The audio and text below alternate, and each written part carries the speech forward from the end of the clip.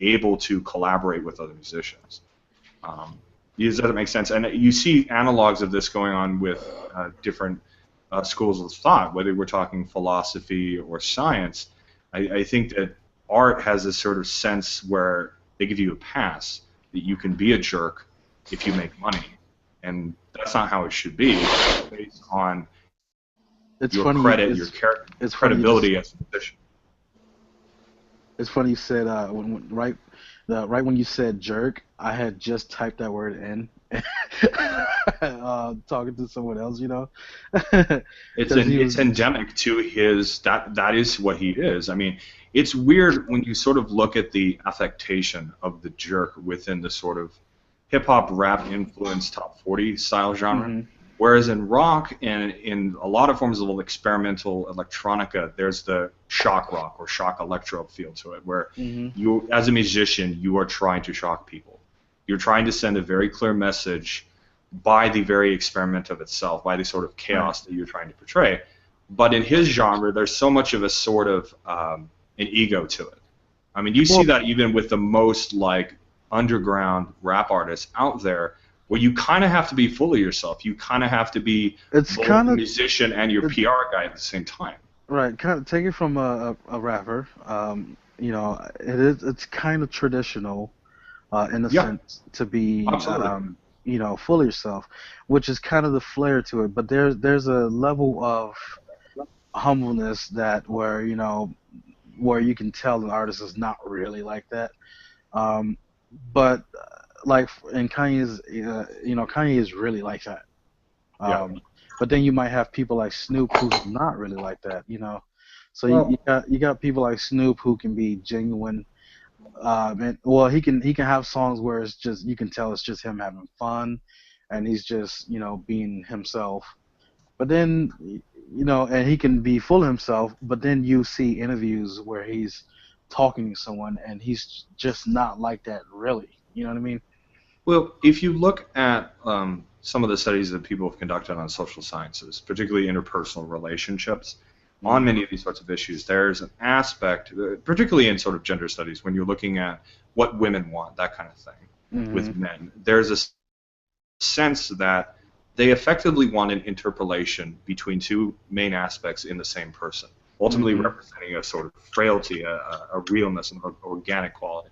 Whereas their exterior, and particularly as a musician, they can be full of themselves and hyper confident. But underneath that, as a sort of layer, they're, if not blatantly self-aggrandizing, they have a certain humility about themselves that they're able to make fun of themselves. And if you look at this specifically with rap and R&B, you absolutely see this. You see guys who successfully are full of themselves, but at the same time, on the same breath, in fact, making fun of themselves. Oh yeah, there's a lot of that. Donald Glover is he goes by Childish Gambino.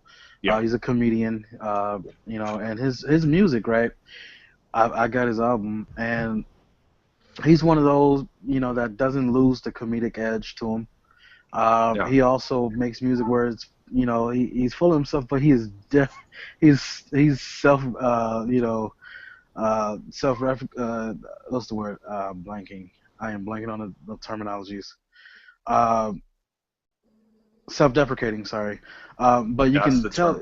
You know, he's definitely deprecating, but he's like, it's funny and it's charming. You know what I mean? And that's why people like him, and that's why people like folks like Lupe Fiasco, you know, people like Drake used to be like that. Now he's kind of going more Kanye-ish. And, well, you know, it's kind of funny taking this to the social aspect, because I think musicians particularly, but artists in general, have a potential to use their art as a platform for these sorts of social explorations. People often use them as a symbol for it. These sorts of characteristics that we're seeing in a person who has a level of frailty to themselves, that is totally full of themselves but also self-deprecating, these are elements that we look for as we grow up, particularly as we enter adolescence. Think about like the typical kid kind of wandering around the neighborhood. You might have a crush on a girl next door or whatever, and he's trying to make his name among the kids there. And he's awkward, but also kind of does some cool shit. Like he says that one-liner that really has a hook to it, and everybody's just bawling, laughing. That level of a sort of foolishness that is organic and it's hard to explain.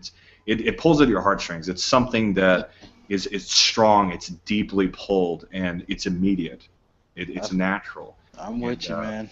Yeah, all the studies that I've read on relationship psychology have reflected this idea. There's a saying that I remember reading that somebody said that the reason why people have the lovey-dovey language when they're in a long-term relationship with somebody, particularly when they're married, is because when you're at that level of comfort with another person, you sort of devolve into your adolescent self, particularly like age 14 or 15, which, putting this to music, is actually the age when most people develop the core element of their music tastes and their artists. Though the genres obviously wildly change over a 10 or 15, 20-year period, the core elements that you form at that age are endemic to your whole experience after that point. So relationships ultimately are the same thing. It's part of the reason why I was making this correlation, because music especially is one of those things. I've found that if scent is one of the sense that's tied, the senses that's tied directly to memory, I think sound is directly tied to emotion. I mean, certain sounds immediately evoke an emotional response, whether you're talking about a very loud crashing noise making you immediately fearful, or a beautiful sound of songbirds singing in the morning when you wake up. There's something to be said for its emotional quality. So I think that's part of the reason why music subculture was a natural evolution of that development. Because if anything else, the way you form your identity largely has to do with your emotional matrix, the way you form the combinations, the gestalts of your emotional experiences. Does that make sense? It does. I'm right with you, man. Yeah. Definitely. Yeah, man. But I'm a social sciences geek, so don't mind me. No, I'm with you, man. I have associates in it, so I mean, but yeah, man, we're music brothers. We gotta talk more music sometimes. I gotta drop out now though. I was going to join another hangout, but you guys have a good one. Sure, take care. Peace.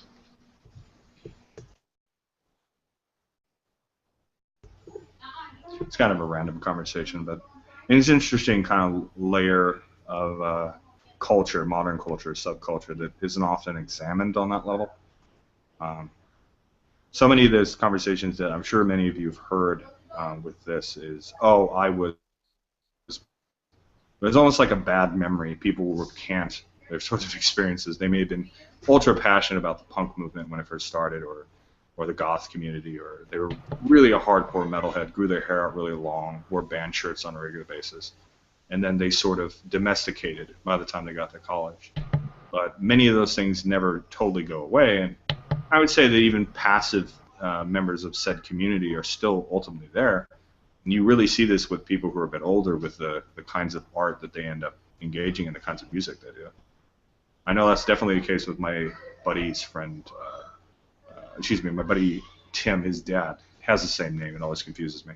He still listens to all the stuff he listened to when he was like 16, 17, 18 years old, when he was just a punk fucking around with people and breaking shit because he could.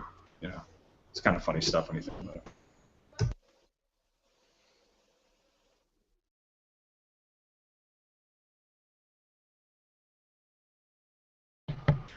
Hello. Hey, what's up? Not much. I just got an invite to this hangout, so I thought it'd be fun. It's open-ended, so it's whatever kind of comes up. I mean, we all have some ideas and things we'd like to talk about, but I figured when I was talking to Reuven about it, just have an open room for different things people want to talk about and kind of come and go as they please. All right. Welcome. Hi.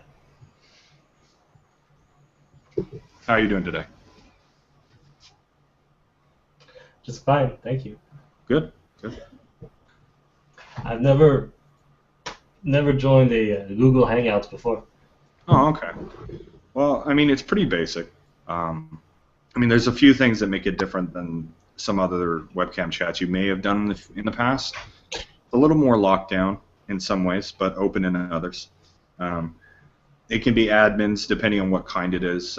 Usually, on-air Hangouts are a little bit more restricted than off-air, just standard video Hangouts. Usually, that's the two distinctions that Google uses: is video Hangout and Hangouts on air.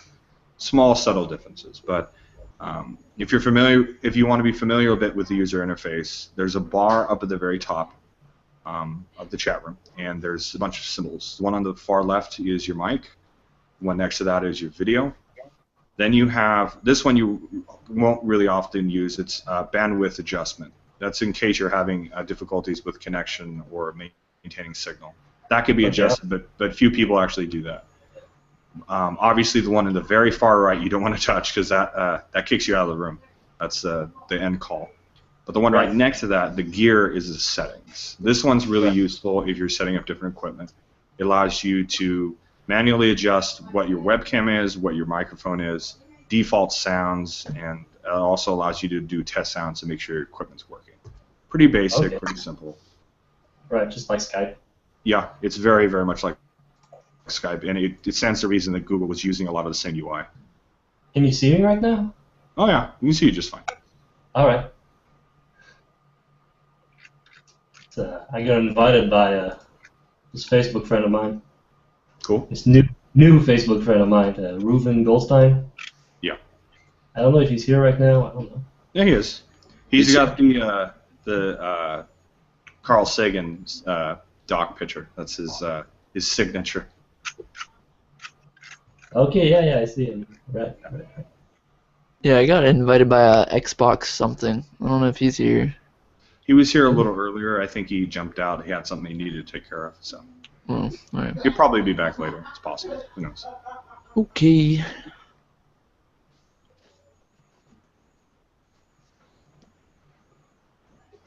So do you guys know each other? You do this often?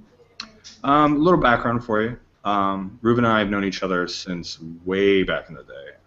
There used to be a website called Stickum. It was one of the first webcam websites. It was specifically designed to create webcam chats. And that was a number of years ago. There was a good space in between.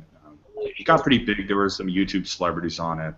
A lot of it ended up being a bunch of teens, particularly like seeing kids coming in and talking about their problems or whatever. But there were some good rooms. There were like official rooms that were run more every few days. And Reuven and I actually helped to run a few attempts to run some of our own with a similar model to the ones that we had before. So there's a few smatterings of people here that are old Stickumites, if that makes sense. But it's a mixture of everything. Different groups people are in. There's a lot of overlap between this and Facebook and other forums. There's a few Reddit. Yeah, so things have changed a lot in 10 years. So it's pretty amazing. Yes. I hope that answers your question. What do you guys talk about? Well, there's a few tropes that commonly get examined here.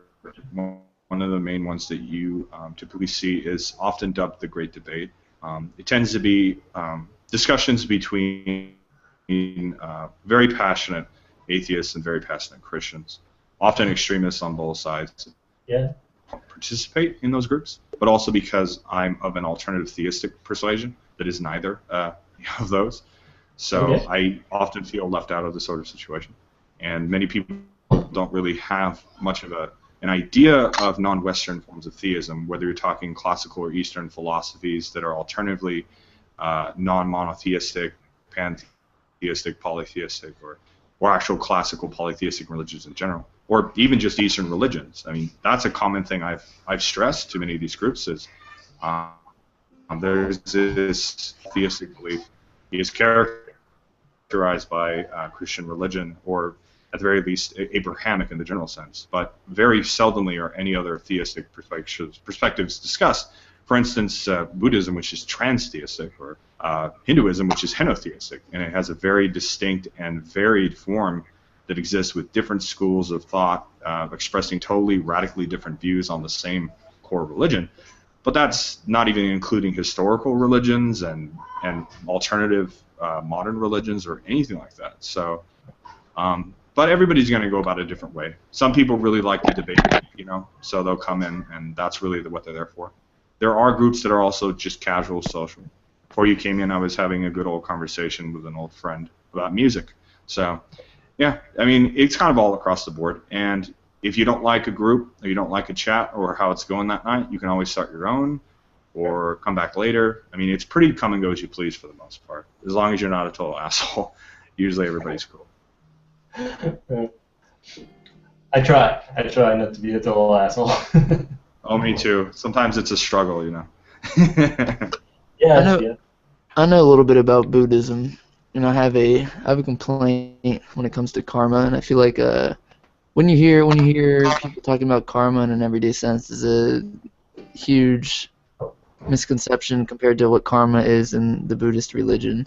Absolutely. You know what I mean? Not to mention Hinduism and Jainism and variant other religions which have alternative views of how karma is. How it's technically viewed in a very different way in Sikhism, which ultimately is a sort of qualitatively a combination of Hinduism and Islamic thought.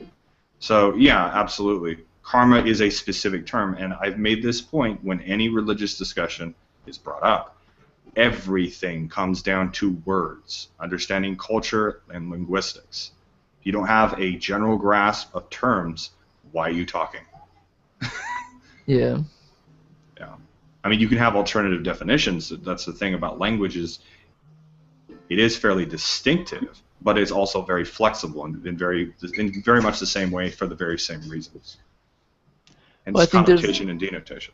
There's a big difference between when someone puts on Facebook a little post about their day and how karma, someone they didn't like had something bad to happen to them, hashtag karma, versus like, the true principle of karma in Buddhism or other Eastern religions. Absolutely. Well, there's a sense that there are a lot of outlier beliefs that people will have. Some of that, and I can speak honestly from my perspective as a member of alternative spirituality, it represents a sort of Western affectation. They don't have any better words from which to describe that sort of experience, a sort of law of sympathy or law of harmony.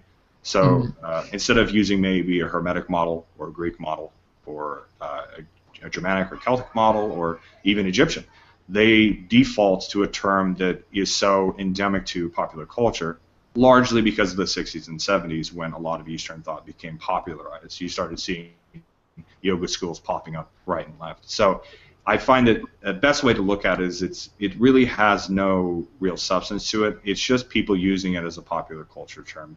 And your very way of describing it is totally characteristic of it. It's a hashtag. Yeah. It's nothing more than a hashtag. So I find it's best not to. It's just, you roll your eyes and you move on. You go to a new post. Yeah. Most of those people don't have even a comprehension of their own beliefs, more or less other cultures. So best not to get mad. I know it's hard, though. Yeah, it's just frustrating. Oh, it's totally frustrating, and that's totally a reasonable perspective.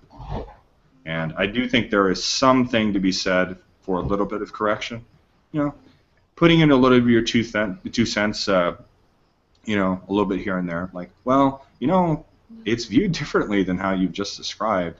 Maybe here's a book you could read. Perhaps it would give you good luck with that. Yeah, but sometimes a lot of those kinds of people, it's just like you're harshing their mellow. They're just making a silly Facebook post, and they don't want you to describe something historically. You're dry, you're square, whatever. Same kind of cliquish nonsense that we all went through in high school, just repeated 20 or 30 years later.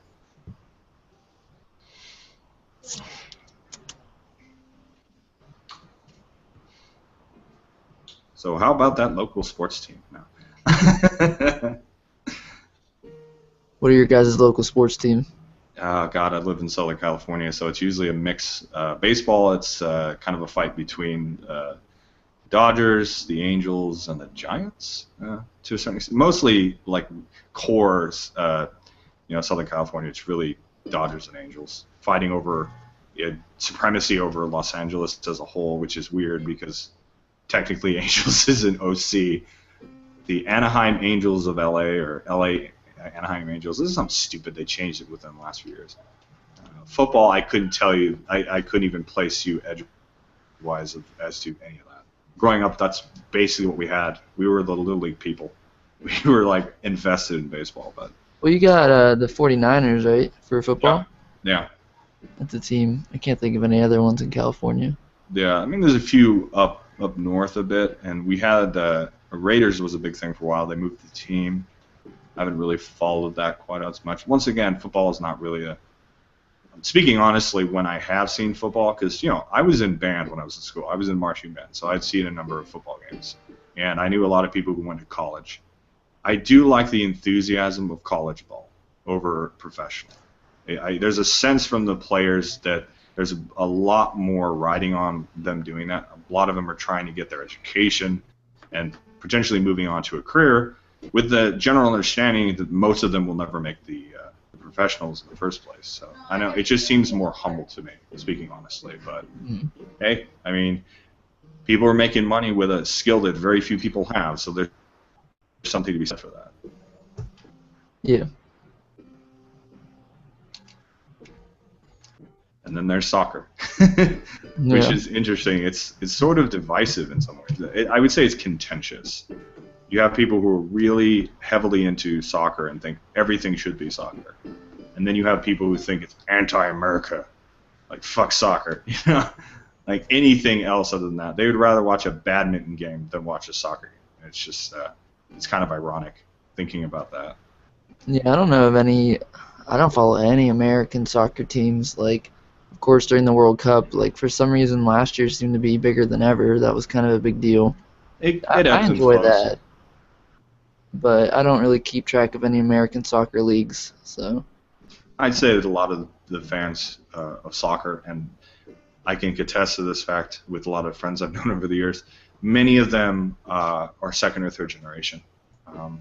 Close friend of mine, his dad was French. He was heavily into soccer. I had another friend who was Argentinian. His dad was Spanish, so soccer was huge in his family.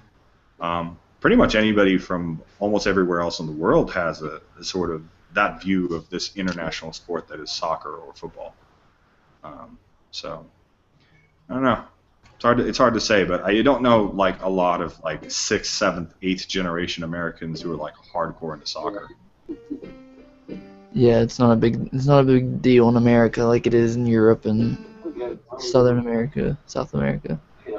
You got to think about it when you have a sort of cultural identity, especially an international cultural identity, cross-culture, or how do you want to slice that one. You want to find a way that sets you apart, in the same way that we've had specific sports to America that have set us apart. I mean, baseball is a perfect example of that. Though it's definitely sort of a handoff between baseball and football, depending on what time of year.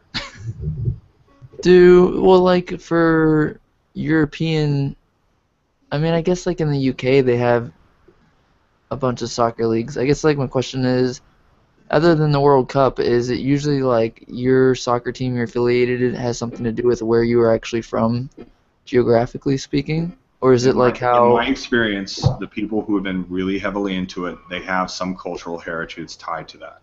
But there are definite exceptions to that. There are people who just really like a team.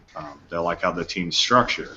Perfect example, I knew a guy who was Hispanic, and he was super into the Germany team. He thought that they were an excellent team and rooted for them. So usually people will have like a contingency. They'll root for a team that's rooted to maybe a culture that they're tied to, a grandparent, a great-grandparent. But then they'll also have backups. Like, if their team doesn't make it, then, they'll root for these ones. And in point of fact, you see this with American sports, too. I know plenty of baseball fans and football fans who do pretty much the same thing. They vote for their state, and if their state doesn't make it, they have certain teams they like. They like the ball club, they like the management, they like the team and the players, the way they go about things. So they'll root for those teams as well. But that also tends to be rooted in people who also lived in another state, in the same way that, sometimes people have secondary, tertiary, quaternary teams that they vote for. Often it's because they have less ties, but still somewhat of a tie to other countries. Does that make sense? Yeah, I have that for the NFL. I have I'm in Pittsburgh right now, so the first team would be the Steelers, and then when that fails, I go to the Seattle Seahawks just because I really like Seattle. Like I was really into the '90s, like the grunge thing. So like gotcha. a lot of stuff I've liked has come from Seattle, and like shows like Frasier and. You ever play a pickup game with your buddies at the park? Football? Yeah. Not in a long time. When I was younger. Yeah, that was a big thing, especially non-touch flag football. See yeah, that? I haven't done that in a while. When you're really young, you'd run. I mean, like when you're little, it's like run. Let's just tire ourselves out in the grass. But yeah, when you get older, we always it's like tackle each other. That was the fun part. That's one thing I gotta give credit to soccer as a social thing. Not just the mechanics of the game itself. It's so easy to just go to a field with a ball and draw a line in the sand, on both sides and kick it in one direction. I mean, there's something really cool about that level of simplicity. You don't have to have a lot of money; you just have to have a ball and a small group of people. Yeah, you can't really do that. Especially hockey is kind of complicated unless you live in like a freezing area and there's always like frozen lakes nearby. Well, you can do roller hockey. I knew. I grew up. I did roller hockey in like high school, middle school. Yeah, that could be pretty cool. But you gotta have the cul-de-sac for it. You know what I mean? Like you gotta have the right street. It doesn't have a lot of doesn't have many outlets, so you're pretty selective. But there's all kinds of cool things. Like there's a horseshoe pit at the old park in my hometown, and sometimes I play horseshoes there. Sometimes they get a badminton or a volleyball net set up. That'd be pretty cool. Particularly good if you have like a picnic type thing or like a kickback or something. Yeah, badminton's pretty fun. Yeah, I like badminton. I usually weight the I weight the shuttlecock with because I'm a dick like that. I put fishing weights in it. makes the game a lot more complicated. Oh, wow. Yeah. Apparently the official gear is actually weighted slightly more, so it has a much better give to it. It's much more responsive. So you like a heavy shuttlecock? Oh, absolutely. Hello, by the way. Hello.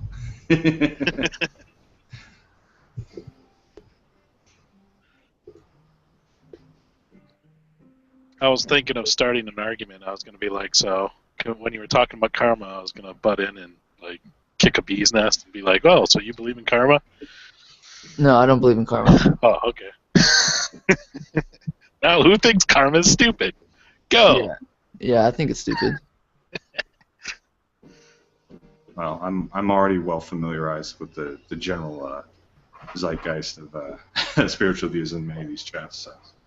Yeah, my problem was more with Facebook hashtags like, oh, whoever so-and-so, some person they don't like, something bad happened to them today, hashtag karma, like, more of that, like, the misuse of the word karma, but like he explained before, it seems to be like, for lack of a better word, they just say karma for some kind of whatever they're trying to describe, I guess. They want to be describing some form of spiritual reciprocity, but they don't have the right terminology for it.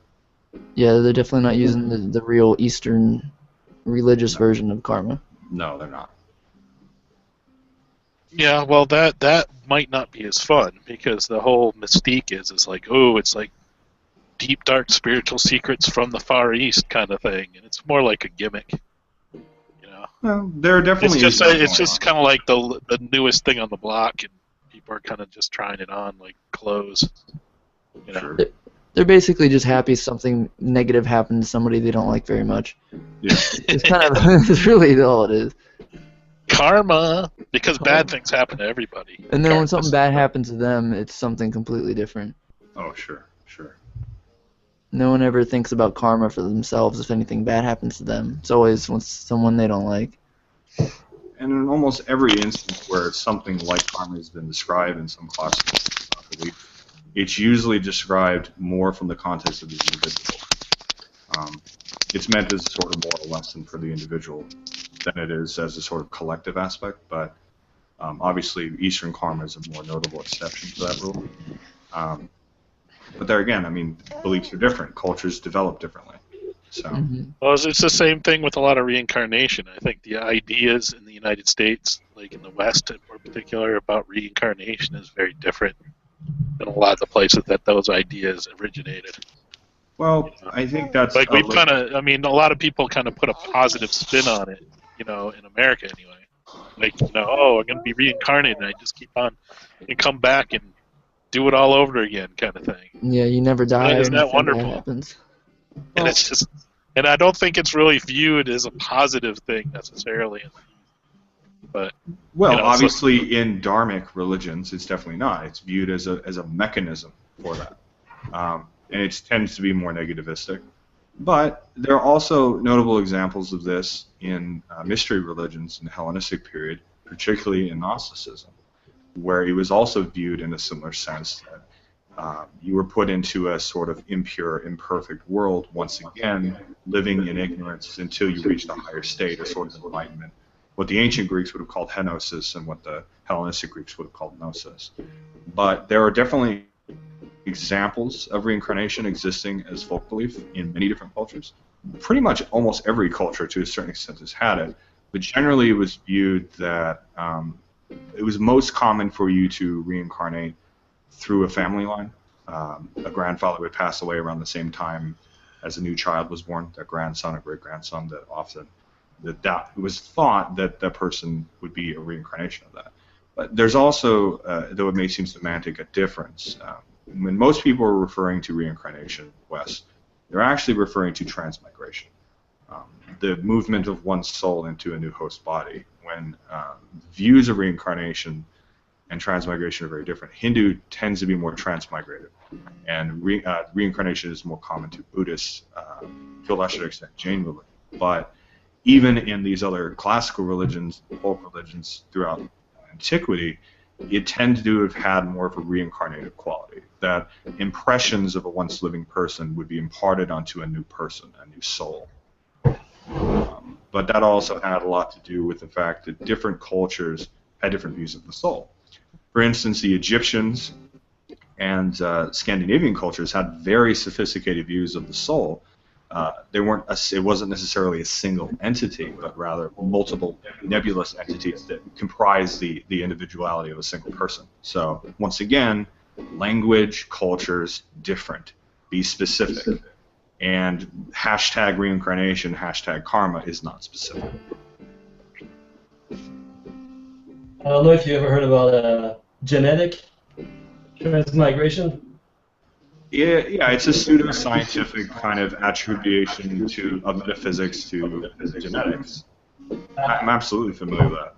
I read in the books at some point that I forget the book, but it was children born in Jewish ghettos were inherently anxious because their mother was anxious due to their situation and in the Jewish ghetto and the uncertainty and the poverty.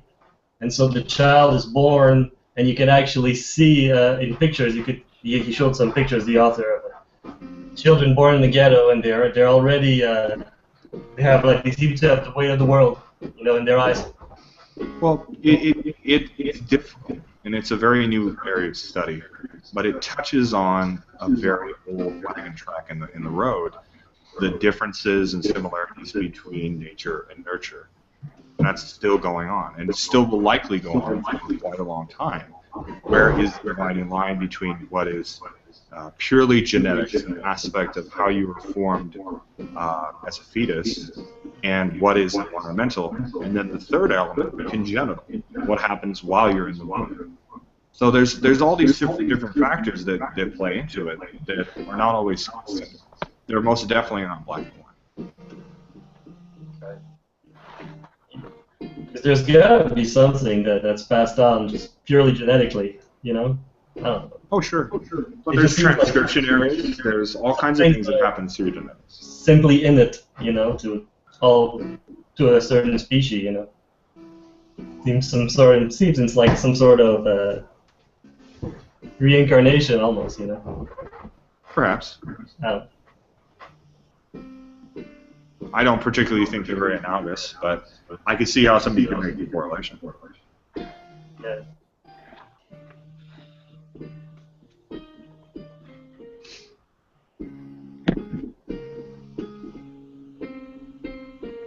with some very chill music going on in the background somewhere.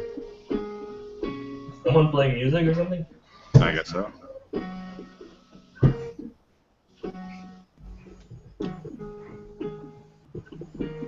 I guess it's Frank. Well, I know he's a musician. So. Well, that might explain it. You guys can hear me? Yeah, we can hear you. It sounds good. But it's, I thought I shut my mic off. I'm sorry.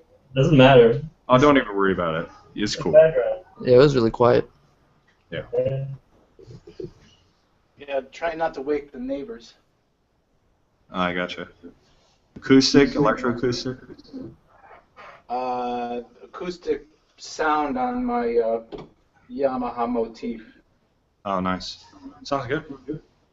Thank you. But yeah, I mean, that's what happens with a lot of these discussions.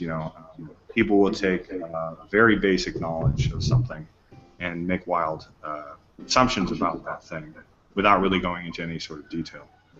Yeah.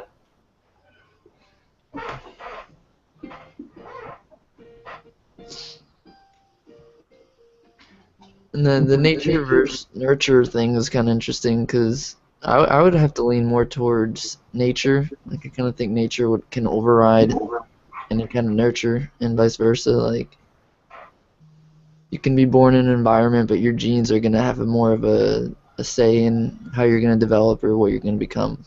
In my eyes, it's purely opinion based. Oh, for sure.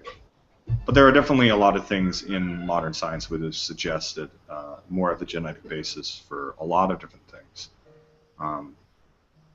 But like I said, it's always going to be a continued question. And it's when we stop asking the question that we're in trouble. Yeah, there's definitely some. I mean, nurture has to do something. Like, there's got to be some kind of influence, but. I think it's a sort of thing of everything has its place.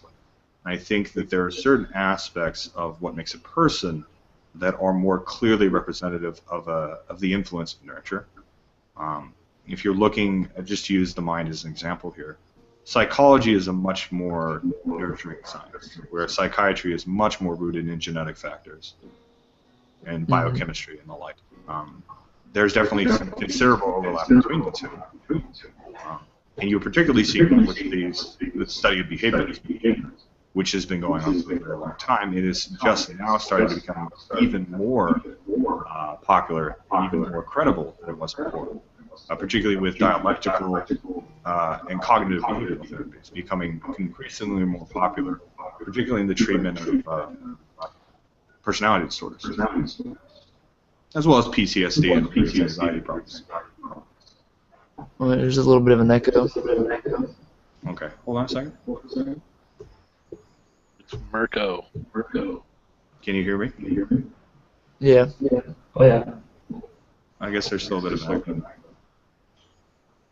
Yeah, Marco, I think you got a little bit of an echo. Who, me? I think so. I don't even know what... Is that what my profile says? Mirko War, is that it? Uh-huh. Yeah.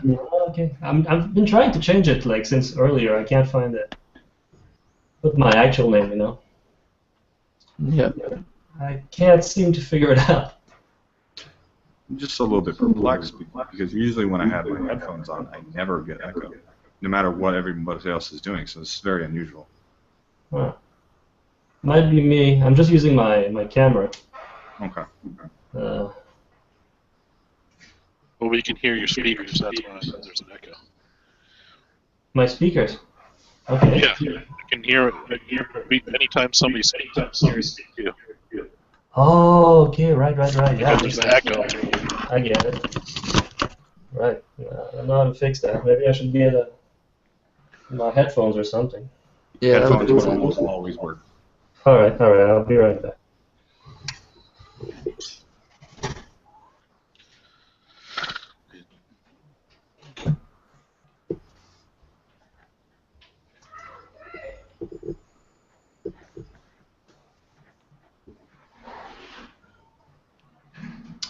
So, Tim,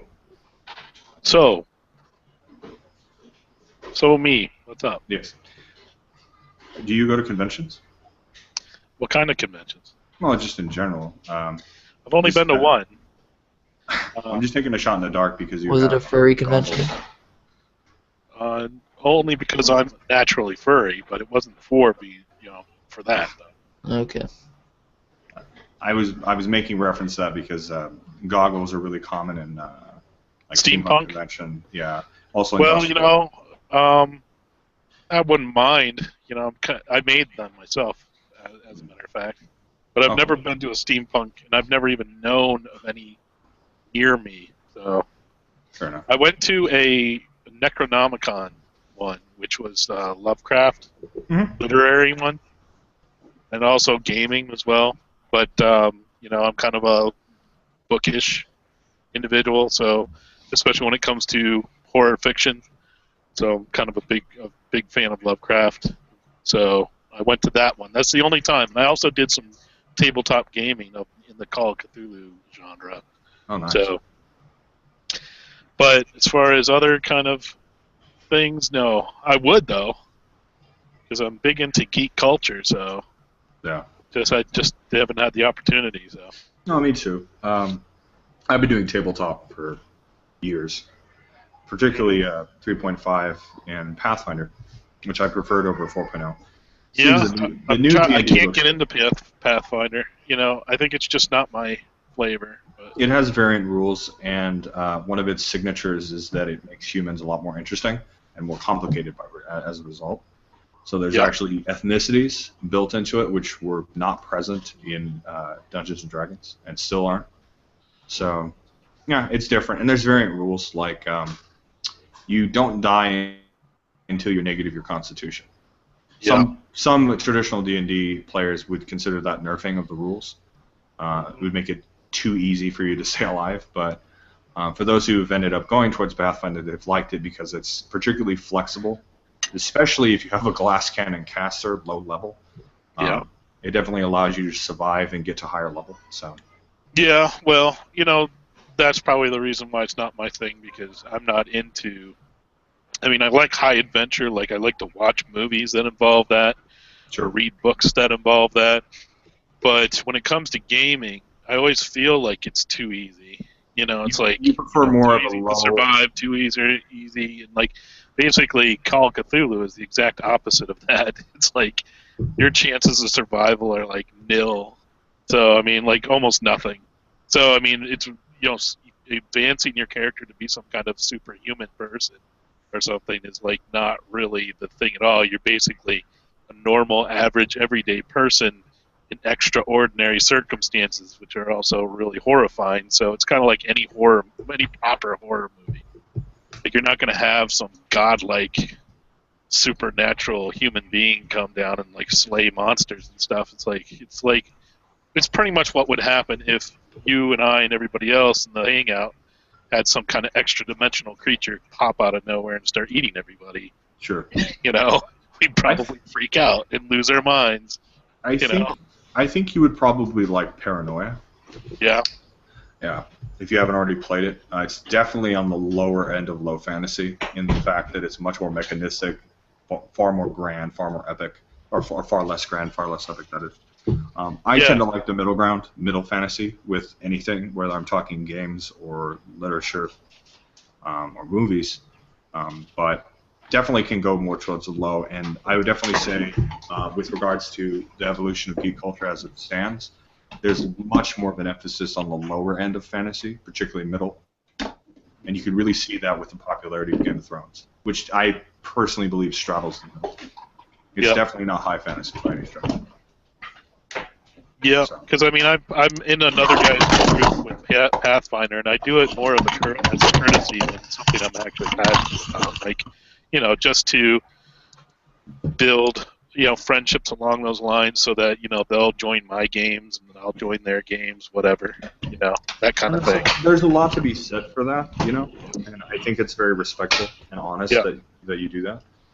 Yeah, I mean, that's why I do it. So it's like, because, I mean, especially with things that I run and stuff, you'd have to have people that are very dedicated that show up all the time. Sure. You couldn't have people just like, not showing up for a couple sessions or something. just doesn't work, especially if you want to run like a long-term campaign or something. The reason why I got interested in it was not because of role-playing necessarily, but because of acting, basically theater. And there was a small group of actors in England who had done a podcast of themselves going through this one campaign in Call of Cthulhu, which was Horror on the Orient Express. It's a relatively popular one. It's really expensive to buy, but it's a whole box set and everything. And they were acting the parts, and they were doing all these aristocratic British people in the 1920s or whatever. And it was extremely entertaining to listen to. It was kind of like old-timey radio or something, you know, listening to it. It was pretty terrifying, too. It was a very well-written campaign and stuff. Well, I'm definitely a big fan of the older, archaic, or antiquated kind of notions to that effect. It's part of the reason why the only real convention, if you could even call it as such, that I participated in over the last decade, primarily over the last 7 years, has been Renaissance fairs. Yeah. I put a good deal of time and energy into building a costume for myself. And it's actually a concept I've talked about with people. In the Renaissance fair, you are fitting a theme and a time period. Yeah. Which kind of it vacillates between the two, depending on who you ask. But ultimately, you're creating your own character. Yeah, and, a lot of times those kind of places, they typically do have a lot of aspiring actors or amateur actors that take up parts in those things. Well, it makes all the difference in the world because they really do get into their part and play it really well. So, I mean, I used to go to one in Florida when I lived there. Yeah. They would actually hire people. I don't know how much they were paying them, but they would actually some of those people were actually being paid to entertain people and stuff at the Renaissance Festival, and they would. Some of it's volunteering, and some of it's paid, depending on what and who you know. Really, when you go to Renaissance fairs, the thing to do is go regularly, make friends with people, and get involved in guilds. If you get involved in a guild, there's much more of an opportunity for a paid volunteering aspect, and obviously it's usually only one time a year. But if you're really involved in it and get really really committed to it, you can go to different fairs. You might have to travel a bit, but you could probably go to 3 or 4 fairs a year if you have the time, money, and energy. Well, they did some pretty impressive stuff at that one. I don't know if they still do it, but they had jousting. I mean, they actually had, you know, in the whole human chess thing. So they'd have mock combat, and they obviously had choreographed it. But still, they did a fantastic job. It was pretty entertaining. Like, I mean, they must have practiced a lot. One of the it was realistic enough, anyway. It was like WWF or something, except medieval style. It's SCA. That's what it is, man. Yeah, pretty much. So it was very entertaining. So anyway, yeah, but basically, like, I like to stick to one of the things that I like about Call of Cthulhu is that you use actual history, and it you know, it's like you come up with an actual historical you know, place and time and what life was like then. Because one of the things that I want to do in the near future, a lot of people are very excited about it, is the disappearance of the 9th Legion in Great Britain, at least in Caledonia, which is modern day Scotland, now it's Scotland. But that's an actual history's mystery kind of thing. Like, you know, there's an entire Roman legion that marched into the Caledonian wilderness and never came out again. And so I'm going to kind of put a Cthulhu spin on that and have everybody kind of play a member of this legion. And, of course, I'm going to slaughter about 5,000 Romans. So, you know. Nice. So, and, you know, I actually do historical research, like, you know, to figure out, okay, what was going on at the time, what was life like at the time, where would these Roman legionaries actually come from, what, you know, their backgrounds and stuff like that, you know, very few of them are actually from Italia. You know, most of them were probably from Gaulish Rome and Scythia or something, or Sarmatians. So it was a conglomerate of different ethnicities and stuff that were in the Roman Legion at the time. Yeah. So, you know, they get kind of colorful with what kind of characters that they play. and then kind of like obviously you go from mundanity, even though it's interesting, you're taking a real world situation and it kind of start out with everything being kind of normal as things could be for a Roman in Caledonia, and then all of a sudden at a certain pivot point things get really crazy, because it's actual real history that the Ninth Legion or the Ninth Hispania was hated. I mean, really hated by the Picts and the local tribesmen of the area. And why, nobody really knows. But I mean, what was actually documented is that these wild barbarians would actually go out of their way in battles to try to attack the Ninth Legion. As a matter of fact, the Ninth Legion had suffered 2 really horrible losses during their time in Britain, previous to their disappearance. But kind of take things like that and say, well, hey, maybe they hated the Ninth Legion so much, because they did something horrible to the natives or whatever, rape, pillage, or whatever. Maybe they hated them so much they called up something really awful that they, couldn't even contend with themselves. That's and I'll probably take some liberties, actually make the Picts out to be more like the Age of Conan type of Picts or something. Cimmerians, yeah. I can see that. So, I mean, take some liberties with it, but I think it's really kind of cool to incorporate like actual history and to like put a Cthulhu spin on it, like a movie or something. I find the best fantasy and sci-fi ultimately incorporate elements of that, even if you're making a brand new world, by taking clear nods to actual historical aspects. Well, almost everybody seems to do that. Existed. To a certain extent. Very vaguely, very loosely defined fantasy worlds that don't show any clear understanding of the culture staying incorporated. So. But I mean, you'll have like Game of Thrones, which is so clearly inspired by actual history. Yeah. I mean, the more you know of history, the more you realize he's almost, I wouldn't say he's plagiarizing, but he's definitely taking a lot of, and he's not even shy about it. I mean, why be dishonest about it? He'll S.S. Martin will tell you himself that he's taking a lot of these situations that he comes up with in his books from actual history. So, and the kind of things that would typically happen, amongst people jostling for political gain and stuff. So, a lot of these atrocities that people would visit on each other in Game of Thrones is like exactly what would happen. It's not even outlandish at all. So, they do horrible things to each other, So it's interesting. And then you'd have a lot of disputing, all these different families and stuff jostling for positions of power and playing the game.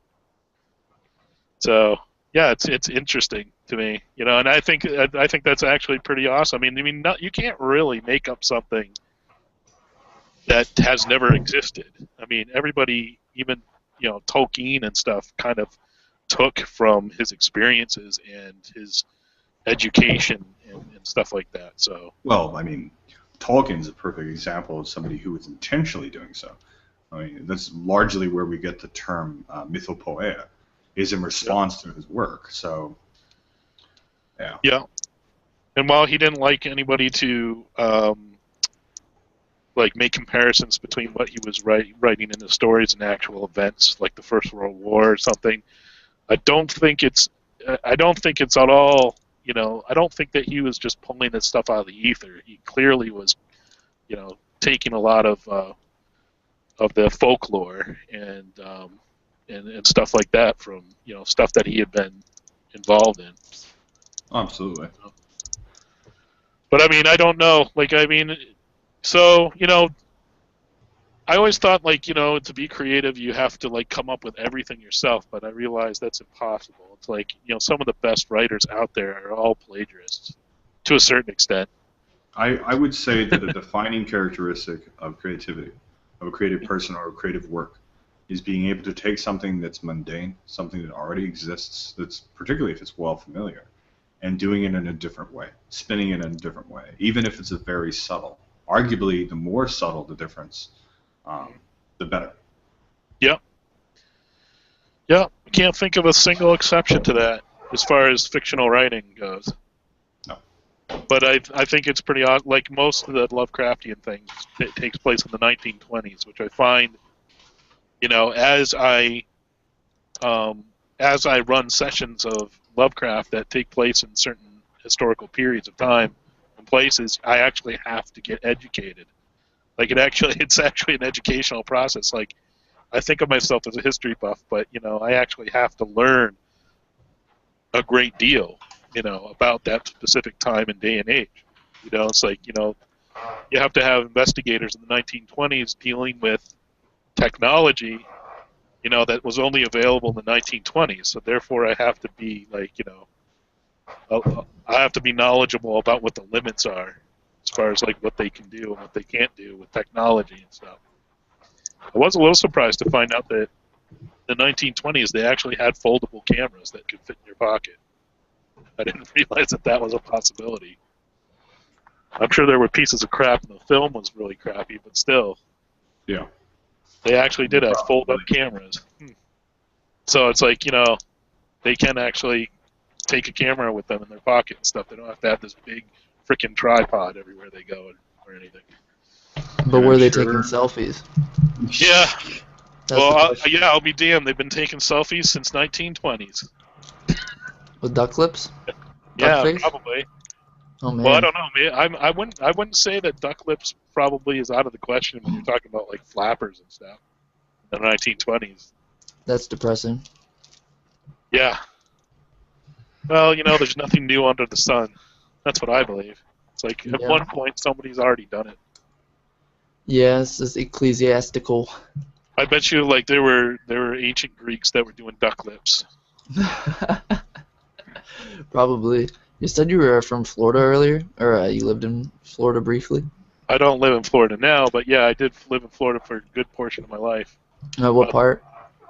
Like my teenage years, late teenage years, like high school, middle school to high school. Yeah, what part of Florida? Venice, Florida. Well, Venice. Right on the Gulf Coast, yep. Oh, I was on. Do you know where Fort Myers is? Yeah. Yeah, I've lived in the Fort Myers area like most of my life. I mean, I can't really remember exactly where it is, but I know it's really close by. Yeah, it's Gulf Coast. It's Southwest Florida area. Yep. Mm-hmm. So probably it's close. I think I did go to Venice before. Something about like shark teeth when I was younger. Oh yeah, because Venice Beach. I don't know if it's still that way because they dumped a lot of sand on the beaches last time I went there. But that Venice Beach was like well known for the place to get shark's teeth. Yeah, so I think I did go washing there. Up on the beach. We still have jars and jars and jars of them. Yeah, we had a little baggie and we went there for like a field trip or something, I think. Yeah. When I first lived there, when I first moved there, it was like a phenomenon. I was just like out on the beach picking up shark teeth all the time. Yeah, it was awesome. But by the second year living there, I couldn't have cared less. Yeah, that's how it goes. And you probably get like pissed off, like, man, I'm always stepping on shark's teeth. Stupid shark's teeth. Fucking shark's teeth everywhere. What the hell is this? But that's how it is. I lived in Florida for like 16 years, 17 years of my life. So a good portion. But yeah, like I hate the beach. Everyone's like, "Oh, Florida, the beach, beach, beach." I'm like, "No, I don't want to go to the beach." And I always like the beach except for in the middle of summer when it's too hot. You'd think that that's the time to go swimming, but that's the worst time to go to the beach. Not only is it horribly hot, out on the beach and out on the sand, and you're getting burnt to hell, but the water itself was always super warm. Yeah. There were days where like you'd go into the ocean or the Gulf, and you go into the Gulf and like the water seemed to be just as warm as the air, so it's like no relief of heat whatsoever. It's like you're cooking. You're cooking no matter where you go. So that's why everybody like just cranks up the AC and stays indoors all day long. Yeah, you'd be surprised. Like that's how it is, because it's a freaking swamp, I mean, naturally, Florida's just this swamp, this incredibly hot, so flat, moist that you can basically like swim through the air over there. Yeah. Some days, anyway. I mean, you literally could see the humidity hanging in the air. It was so thick. Well, I just know summers, like when you open your front door and walk outside, you just get hit with like a blast between the humidity and the heat. Like it just Yeah. hits you like a And wall. me and my genetics, I sweat so easily anyway. I'd be in hell there sometimes. Yeah, I'll take cold over heat because what some people don't get is like, all winter you're kind of stuck indoors and you gotta have heat. It's true, but all summer in Florida it's too hot. You have to be indoors and have AC, so it's kind of a trade-off. Well, I've done a lot of outdoor work, a lot of manual kind of labor kind of stuff outdoors. We've been outside for 12 hours at a time, 6 days a week. So even during the like like the below freezing stuff, and I lived further north than I do now, and you learn really quick like how to stay warm outside. Because I mean, going out and shoveling your driveway or something like that for like an hour, it is nothing. So Yeah. you can wear some cheap crap and stay warm for an hour. But if you're out there like all day long, you better have like some severely good gear on. You learn a lot of tricks like how to properly layer your clothes and how to buy the appropriate materials and stuff so that you don't ever get cold. Mhm. So I mean, I'd go and get like Arctic gear and stuff. I'd be getting like getting an outer shell that was like pretty expensive, and like I learned what the good materials were to and it's funny because mostly the natural fibers are the best thing to wear. Like if you can get your hands on wool and silk, Yeah. those tend to be some of the warmest materials you can get. As a matter of fact, Wool is, but silk is not really, is it? well, it's funny because silk as a base layer, like next to your skin, it's perfect. It actually does keep you warm, and it lets you breathe a little bit, because what you want to do is the base layer, you don't want the moisture from your body to collect. Right. So What you about want it to polyester? be able to you want it to get away from your skin and into a different layer of your clothing. So Right. you want it to be able to, because you don't want all that wetness to collect near your skin. What do you think about polyester? Yeah, I guess polyester is okay, I guess. Like, I mean, typically, like, the kind of gear I was wearing was, like, I'd get the synthetic stuff, but it was, like, really, really expensive synthetic stuff. Hmm. Like, polyester is okay, I guess, for, like, a middle layer, because it really doesn't matter what you do with the middle layer, because all you want to do is create a buffer between your bottom layer and the outer layer. Because the outer layer is to block the wind, mostly, from getting into your clothes. The middle layer is to create like this big kind of puff of warm air, where warm air can collect around you, Mhm. kind of like a quilt. And then the bottom layer is where you want it to be breathable and stuff, so it can wick away the moisture. What would you prefer, the sub-zero temperatures and having to wear all that gear, or the 105 degrees, 100% humidity, 12 hours? I would outside all rather day? buy all the gear and run around out in sub-zero temperatures, to be honest with you. Really? Because I find that my body naturally regulates much better in the cold. Yeah, me too. Like, Because I mean, I just think that I have the genetic makeup for it. I mean, I'm like entirely north, like far north European and far north, Western European. So, I feel like I can have some energy in the cold, whereas when it's just like that scorching heat, it just completely drains me. yeah, I don't want to do shit. Yeah. In the middle of the summer when it's super hot and I'm sweating like a pig, it literally makes me dizzy. Like I start getting dizzy. I'll get heat stroke a lot easier than most people. Like I won't be able to think very clearly. It's almost like drunkenness and total lack of energy. If Yeah, I I'm forced know. to like work out in the sun like that, yeah, it sucks. I'm a Yeah. mess. Yeah, screw that shit. Yeah, I'd definitely rather live up north. And the only thing I hate about that is this, because I'm not a big fan of the snow, to be honest. I hate driving in it. It's pretty for like December, but other than that, for like around Christmas, but aside from that, yeah, it's a pain in the ass. Yeah, snow sucks. I used to like it when I was a kid. I used to have a lot of fun, but I just, I don't build snowmen. I don't sled. I don't ski. You don't throw snowballs at cars anymore? Nope, I don't do any of that shit anymore. So snow is nothing but a freaking curse now. It's just it makes me slip and slide on the road and almost have accidents. That's Yeah. about it. When I was younger, me and my friends, we were throwing snowballs at cars, and this one dude had his window down, his driver's side window down, went right through the window and hit him in the face. What did? Snowball? Yeah, snowball. Me and my friends were throwing snowballs at cars when we were like 16 or 15 or something. Well, that's nothing. Actually, this in Florida, of course, we didn't have any snow, so we used to throw dirt clods at each other. Oh, wow. I remember one kid got it right in the mouth. Like And that's like a lot of sand, too. Got a big, nice helping of like dirt, nasty dirt right in the freaking Florida dirt is just like muddy sand. Well, it's kind of like, where they build neighborhoods and stuff, so I don't know where they get that dirt, but yeah, it's not like the smelly freaking crud in the swamps around the area, but it's like, definitely isn't tasty, sure. I'd rather have snow, yeah. Take a snowball to the face and the mouth than dirt club. Well, yeah, talk about having to wash your mouth out. I mean, it was like back of because its mouth was wide open. So it like went right down in there. Yeah, so we were little. But that's what we used to do. But I mean, that was actually nicer than, I mean, I don't know. Maybe the weather makes people mean because, I mean, if people had BB guns, then it would be much worse.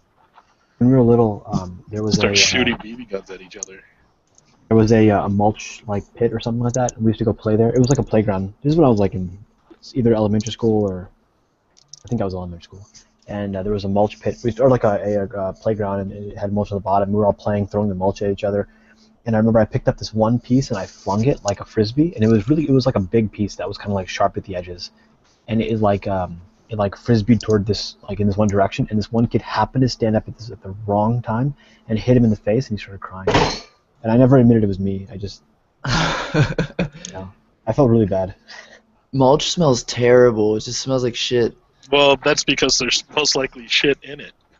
So if then, it's yeah, anything you got like a bunch the of mulch shit. that they spread around this neighborhood, it's like it actually does have manure in it. But it's like Well, good for the soil though. Huh? Good for the soil though. Yeah, but was the shit you threw, did it have manure? Did it smell terrible? I was like 7, I don't remember.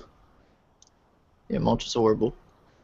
Because the stuff they spread around here like smells super strong. When they fresh lay it out, it like literally turns the neighborhood into like a freaking barnyard. But apparently, it's good for the grass and plants or whatever. So they say. Maybe they just want everyone to smell shit for a week. Yeah. Who knows? They probably all just get all the workers together and take dumps in the. And they just giggle about it. It's the nitrogen from the animal manure. Yeah, I was going to say. Nitrogen is particularly good for general plant health, particularly the stems and the leaves. Metals, calcium, manganese, stuff like that, tends to be better for the fruit. Fruit. Potassium is. Oh, that's another thing I do miss about Florida is there's a lot of fruit trees all over the place. Orange trees, orange groves everywhere. And I love freaking oranges. Yeah, they were everywhere. They'd be in people's yards. I'd be stealing people's oranges on the way home from school. Not that anybody really cared, especially tangerines. But you don't get that. You don't get that around here. Bugs? Huh? Love bugs? Oh yeah, those fuckers would come out. Especially near like orange groves, like. It's like if you just want to see like just mass bug orgy just going around in the air around your face all the damn time. Yeah, I can't remember what particular time of year that was, but they just have a big mass orgy everywhere. I think it was spring. Maybe. I don't remember either. Maybe spring. But there's certain years that are so bad, like, it just looks like a cloud sometimes. Like, there's so many and it's so dense. It's just like this black cloud. And you drive like 10 minutes down the road. I mean, that's pretty much what they're doing. They're all screwing. Yeah, and they're getting connected. And they get permanently connected. Are you being serious? This is a real thing? Yeah. There's these two bugs, and they go ass to ass, and they permanently connect to each other and become like one bug. That's very common with flying insects. Damselflies are known to fly in unison when they mate. Many flies will actually do that. Is it permanent? Permanent though? No. Love bugs are permanent. It takes a very, very long time. Usually, a lot of times when they're doing it, it's for a day or several days. Oh, I think it's a very long process. Oh, Maybe it's not, but I thought it was permanent. Seems like it. I don't know. With this particular species, it might be. It wouldn't surprise me. But most of the time, it eventually stops. I have to Google love bugs. Yeah. Love bug.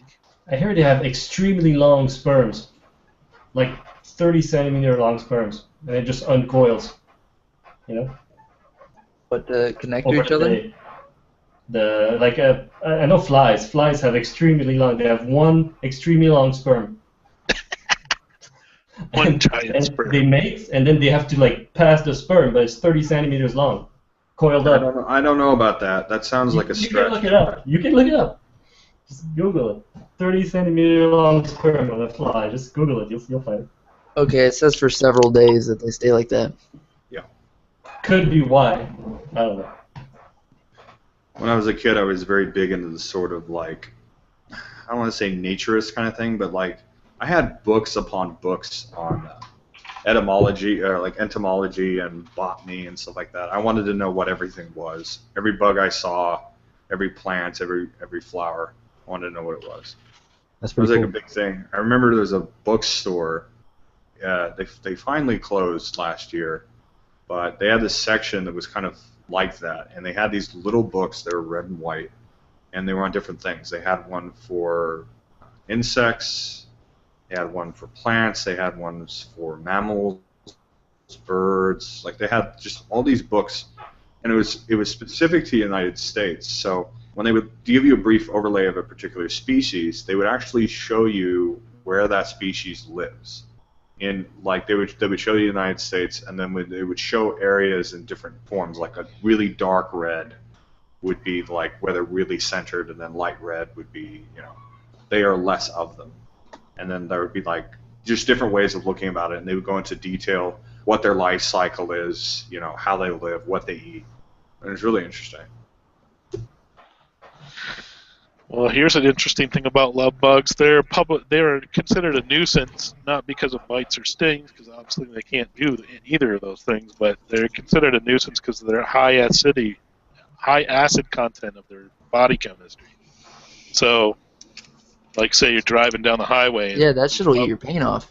Yeah, they actually eat your paint off if you leave them on there, all splattered on your car. So, Yeah, and when there's those dense clouds and you drive through like 10 minutes, it's not like a couple. It's just you're covered in those things. In season. how awesome would that be if they splattered on you and like you died, being dissolved in their acid blood? They're like aliens, acid blood. They'd be a pretty big predator. They just swarm and kamikaze you and dissolve you. Kamikaze bugs. Yes. Taking over the world. Well, you know, that's kind of what bees do. You know, when a bee stings you, they die. Their stinger rips their abdomen, and they die. Yep. Well, there's a campaign idea for you. Killer insects. Well, insects that kamikaze you and inject you with acid. All you got to do is just genetically modify wasps or hornets. They will continue to sting you, you know. How awful would that be? That'd be horrible. You could be like a supervillain and create that. Yes. No, Giant Somebody needs to do that. Somebody needs to create hornets that sting with acid. just because. Yes. He's Just like mad with sharks with power. laser beams attached to their heads. Yeah. So stupid.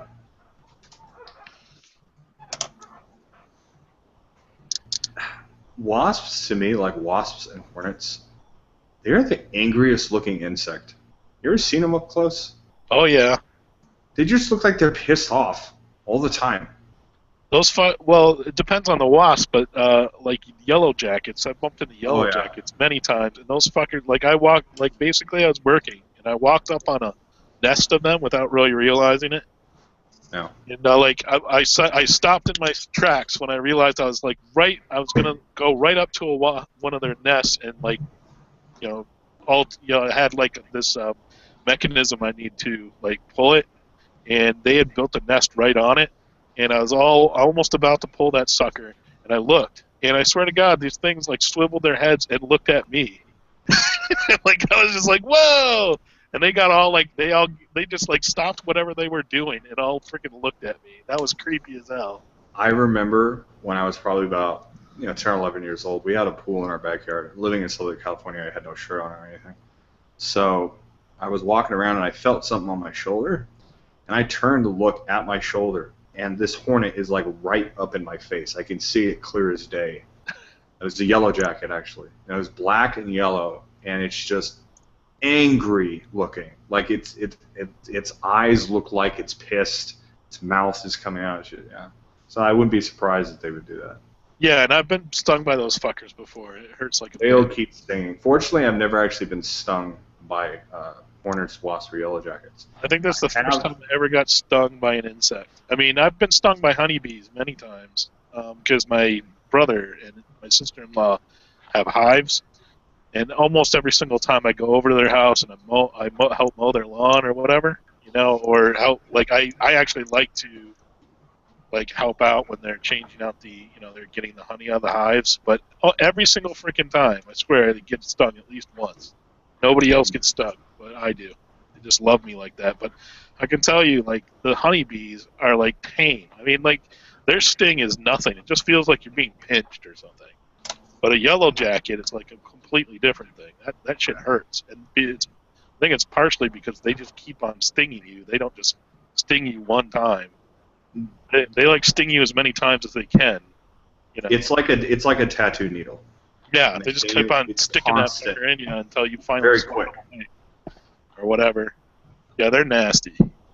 I'm sure there's worse than yellow jackets, but I stepped on a bumblebee when I was 13, and I had a welt on the bottom of my foot that was the size of a $50. A bumblebee? A bumblebee, yeah. I wasn't even sure a bumblebee has a stinger. They do. It was a big, huge black bumblebee, and I pulled the stinger out. The stinger was almost 1/4 of an inch long. Are those the bumblebees? You see them on dandelions and stuff. They kind of got like a furry coat thing on them. There's different types. Some of them are the almost like a red, like a yellow and black. Yeah. But, some of them are solid black with a shine to them, almost like a green and blue type shine. But they're all furry.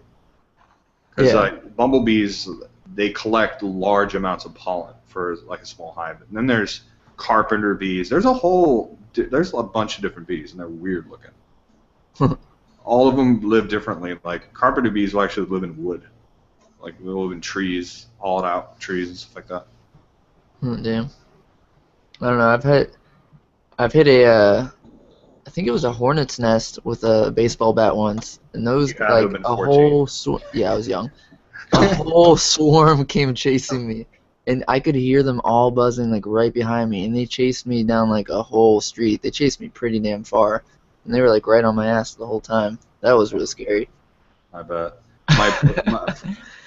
Funny thing, actually, my brother, when we were growing up, we were kind of like that, typical boys or whatever, and we used to make weapons, or buy them. I mean, sometimes we'd make these PVC bow and arrow kind of things. We'd take sticks and sharpen them and crap. Parents got pissed.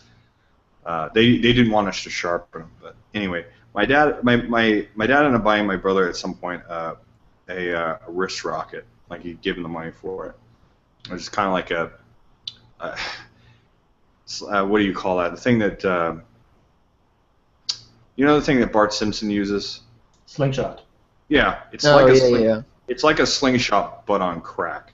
It has a metal armature, and instead of just regular cloth, the actual strings to it are hollowed out rubber that stretches way back. So you pull this thing way back to your shoulder. Yeah, the thing does. Yeah, and my brother, he would fire stuff at different things. He had BB guns and all that kind of stuff. And one time we'd actually shot a mourning dove off the wire, and I hopped over the fence and got it, and it was still alive. And then we ended up putting it out of its misery. And then we ate it. It was good. We ate it. Yeah, it was a dove. We cooked it right, and it was good. You cooked it in the oven, or? No, we cooked it on the barbecue outside. I guess you just emptied it and cooked it. Yeah, we cut its head off, skinned it, cleaned it. Yeah, we did the whole thing. We both did it together. But stupid thing my brother did with this rich rocket, talking about birds. He told me the story. There was this big crow on the wire this one time. He's fucking around. He's bored because that's what happens when you're a teenager. You want to break things when you're bored, I guess. Yeah. And he shot this crow. I guess there were other crows in the neighborhood or whatever. This crow dropped like a stone. He hit it in the chest. It just completely caved in, died on impact.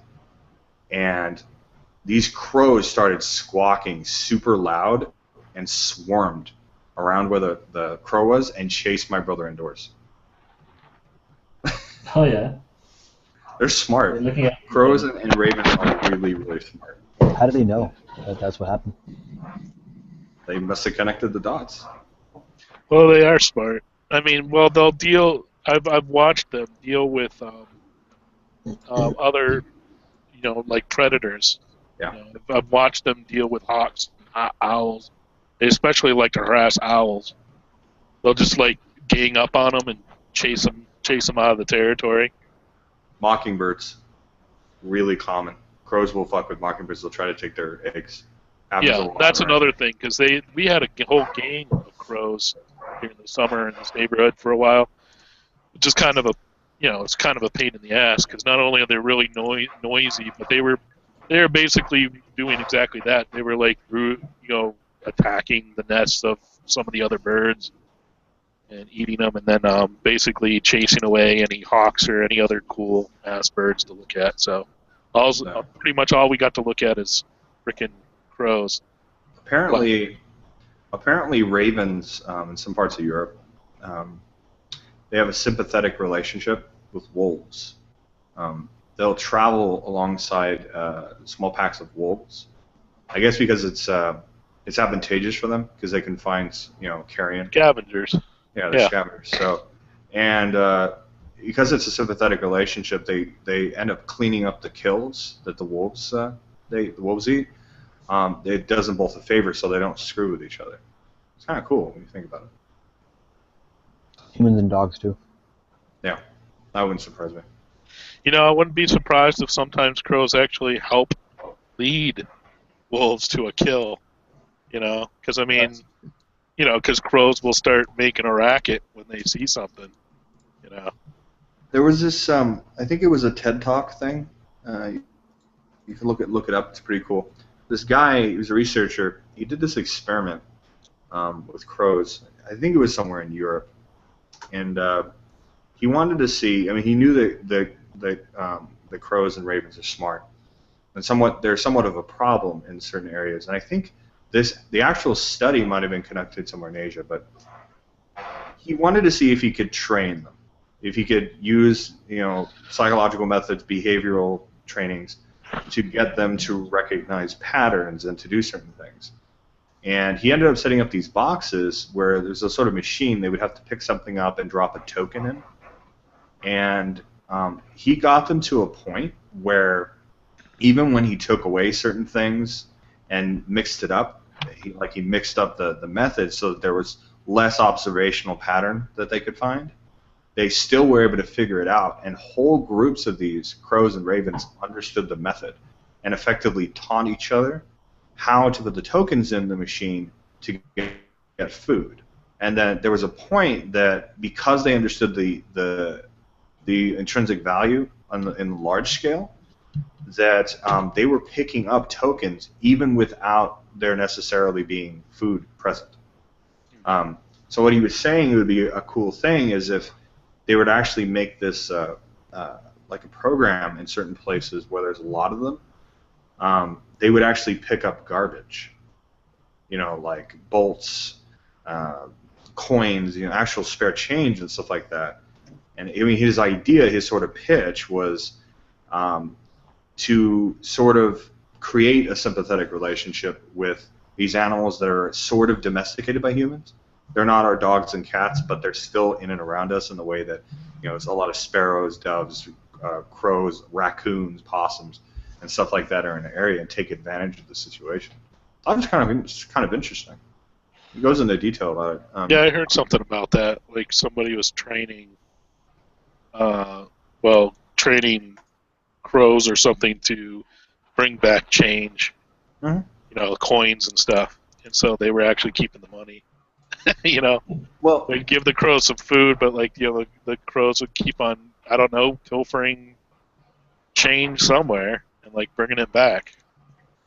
So that was interesting. yeah, and it's also sort of interesting too because if it was something where they were putting food in there regularly, they're also helping to regulate the population and helping to regulate food intake. Because there's definitely things that they would have access to, in a typical city that probably isn't good for them. But once again, they're pretty well adapted to many environments. They're scavengers, so there's not a whole lot that would necessarily harm them. But I definitely think that that's an interesting area of study that somebody could explore as a sort of, I guess, an extension of the urban landscape. There's a study of that. I don't remember what it is. It's like city dynamics or something like that. But I thought it was pretty fascinating. So if you guys haven't seen it before, it seems that you have. It's definitely worth looking up. I don't remember what it was called though.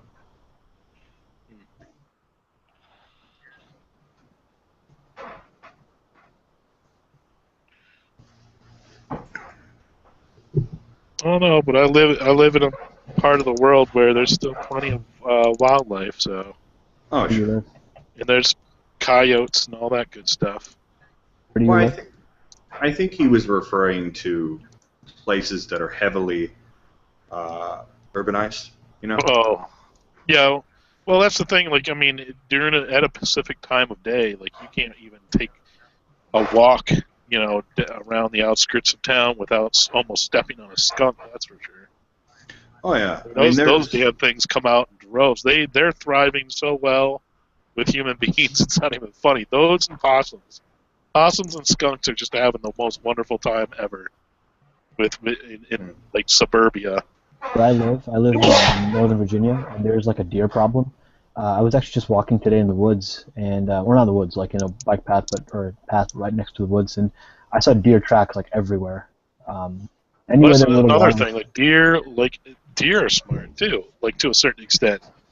They know when hunting season is, and they'll go into people's yards and stuff during hunting season. Oh, they go in people's yards because you can't hunt them, and you can't hunt them anywhere near. The law basically says you can't hunt them anywhere near the man-made structures, within pretty considerable amount of distance. They pretty much take over. They're everywhere. Yeah, so to come around, I think the hunting season around here is in November or something. Yeah. Because I don't know, because I'm not a hunter, but you'll see them in people's backyards, just munching away at stuff in people's backyards.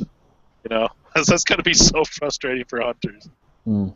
It's you can't find a deer all day, out in the woods, and then you come home and one's right in your freaking backyard. You don't even need to worry about them. They're pretty much everywhere. Yeah, I just had one. It's not anywhere near hunting season, but I let the dog out, and as soon as I did that, the deer bolted across the yard. So they're always in residential areas. Where do you live again? I live in New Hampshire. Hampshire. New Hampshire. Yeah. I don't originate here, of course, but I heard Florida. Lived here long enough, I guess. Cool. So we're in the same. I'm in DC, so we're about the same area. Yeah. But yeah, there's white-tailed deer all over the place, and plenty of people hunt. But I think the deer have grown wise to how things work. Lots of wild turkey too in this area. Really? Oh wow, we don't have that. Wild turkey, and you'd have to. I've noticed that only in certain areas, some wild turkey for some reason show up pretty close to downtown almost here for some reason. But you won't get things like moose. Not anywhere near here. But I hear that the population of moose is getting decimated anyway because of Lyme disease and everything. So it's probably not unusual that we don't see them. But I hear my younger brother lives a little bit south of where I do, and he gets ridiculous amounts of wildlife out there. He lives kind of out in the boonies though, but he has an owl that lives pretty close to his house, and a great horned owl or whatever. And pretty much, like, at least my little brother told me this. I don't know if it's true, but if an owl has moved in and made that its territory, that's actually a sign that the woods are in pretty good health as far as wild game and stuff. So that's what he tells me, because they typically don't find an owl unless, you know, there's plenty of food to eat, like tons and tons of animals around. So, and they tend to get territorial, like they'll only stick around in a certain area. And we got fisher cats. I don't know if anybody knows what those are. They're like they're like these weasels, right? Probably about probably a little smaller than a cat. They're weasels and they scream, and their scream sounds like a person. So, well, actually, it sounds really freaky, like a person. So if they're in distress or if they're fighting or something like that, they'll scream at night and stuff when they're really active. So it'll sound really freaky, like in the woods at night, like you'll hear screams and stuff. They look like Wolverines or something. Yeah, they're like little tiny. They look kind of like smaller versions of Wolverines, and they are known to be kind of aggressive. They're a lot shyer than Wolverines, but they have been known to kill like domesticated pets and stuff. Yeah. Nice coat. I'm looking at pictures of them. Yeah, the only time I saw one up close is when I ran it over. So I saw it just before I ran it over. But I've heard them plenty of times, especially out of my brother's place. Like, you can hear them screaming in the woods. It's kind of freaky. What are they screaming for? Do you know? Probably because they're fighting, I guess. They're just screaming at each other? Yeah. As far as I know, they scream at each other. That's a defense mechanism. You know, I think like if a coyote came after them or something, they'd probably scream and you know, kind of like freak out the coyote or something. Doesn't sound like the best defense mechanism. Maybe it's like screams once it's being eaten. Maybe that's like a last resort kind of thing. Well, I don't know. Fisher cats are pretty nasty. It wouldn't be an easy kill. I think it'd put up a fight. Oh yeah, but they look tiny. Are they big? I don't know how big they get. I was under the impression that they're only kind of like probably the size of a cat, if even that. They're varmints. They're varmints. Mm-hmm. Apparently they can fish. At least that's what I was told. Apparently they can catch fish, so that's why they got named what they did. Holy shit, they're huge. Is that it? But you very rarely see them, though. I'm looking at pictures. I don't know if that's a fisher cat. But... Okay, they'll have videos of them on YouTube, like where they find one with a broken leg or something and it's screaming like a bitch. Like if you come near it, it'll start screaming at you. It's gotta be annoying. It's just kind of freaky because it's pretty loud. Such a little critter. I mean, I think there's a video of one that was like a baby or something, and like they found it and it seemed to be hurt or something. And anytime they tried to step near it, it would like start screaming at them.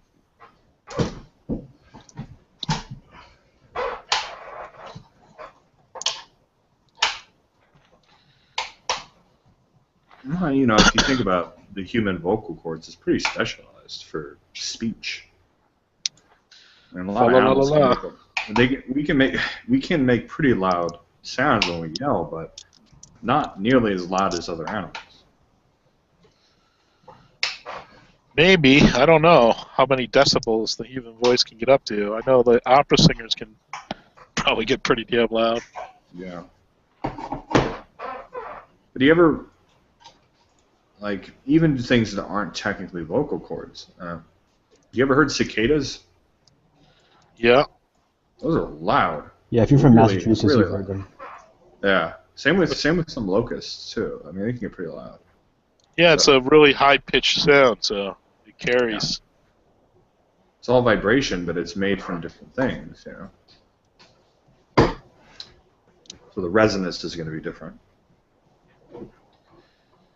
And we're also bipedal, so the way the throat is shaped is different. I mean, a lot of quadrupedal animals have pretty much the whole body chamber to funnel noise into a pretty large set of vocal cords, like horses. Yeah, but do you ever notice how dogs and wolves and stuff always have to point their heads up as they howl? Mm-hmm. I'm not sure exactly what that. I think that's probably has something to do with the shape of it, the shape of the thorax. Yeah. The thoracic cavity would be what it would be called. So, yeah, it's interesting stuff when you get down to it.